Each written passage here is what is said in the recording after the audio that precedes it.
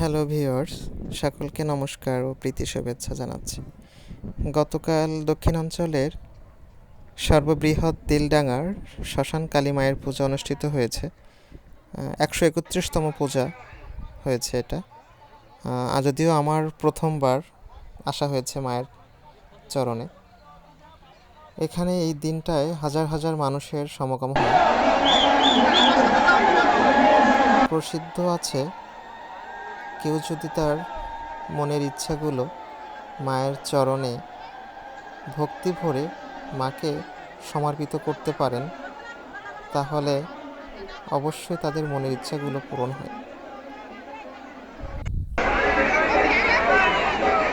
আপনারা যারা মায়ের দর্শন পেয়েছেন, অবশ্যই ভক্তি ভরে জয় মা কালী বলে যাবেন। মা অবশ্যই কৃপা করবেন। যারা ভিডিওটা দেখছেন, সবার কাছে অনুরোধ রইল, ভিডিওটা শেয়ার করে সকলকে মায়ের দর্শন পেতে সাহায্য করবেন। আর যারা এখনও ভিজিট করতে পারেননি, একবার হলেও মন্দির পরিদর্শন করুন। আর মঙ্গল কামনায় আজ এই পর্যন্তই। ভালো থাকবেন সবাই। ধন্যবাদ।